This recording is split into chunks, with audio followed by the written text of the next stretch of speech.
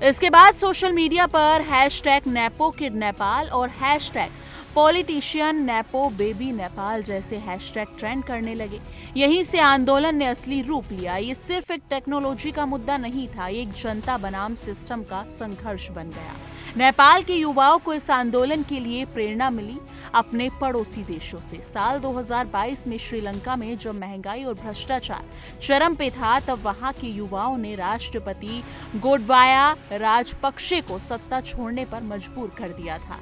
इसी तरह 2024 में बांग्लादेश के छात्रों ने सरकारी नौकरियों को कोटा प्रणाली के खिलाफ इतना जोरदार विरोध किया कि प्रधानमंत्री शेख हसीना को देश छोड़कर भारत आना पड़ा।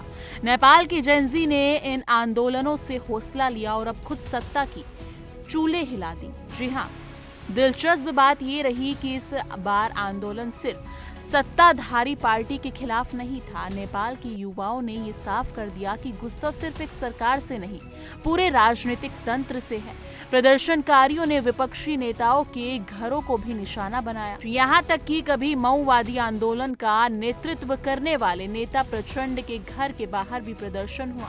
ये इशारा था कि अब युवा सिर्फ सरकार बदलने से संतुष्ट नहीं है, उन्हें सिस्टम में जड़ तक बदलाव चाहिए। इस पूरे घटनाक्रम को देखते हुए भारत ने भी चिंता जताई है। करीब 19 लोगों की जान चली गई, जिसके बाद भारत सरकार ने शांति की अपील की है और नेपाल सीमा पर निगरानी कड़ी कर दी गई है।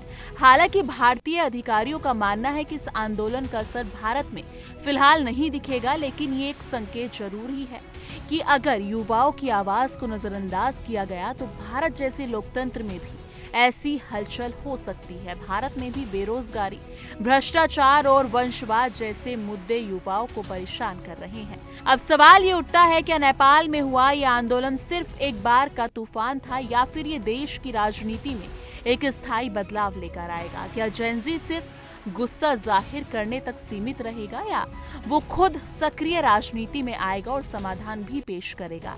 यही सवाल बांग्लादेश और श्रीलंका में भी उठे थे और अब नेपाल की बारी है। यहाँ युवाओं को उम्मीद है कि इस आंदोलन के बाद नीतियों में पारदर्शिता आएगी, सत्ता में जवाबदेही बढ़ेगी और शायद आम जनता की आवाज सत्ता में गलियारों तक पहुंचेगी।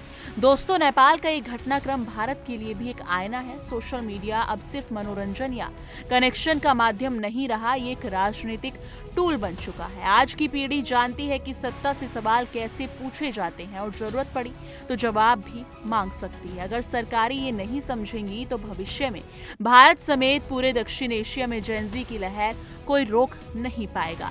तो क्या आपको लगता है कि भारत में भी इस तरह का युवा आंदोलन हो सकता है? क्या सोशल मीडिया बंद करने जैसी किसी भी कोशिशों से युवाओं का भरोसा टूट सकता है? नीचे कमेंट सेक्शन में अपनी राय जरूर साझा कीजिएगा।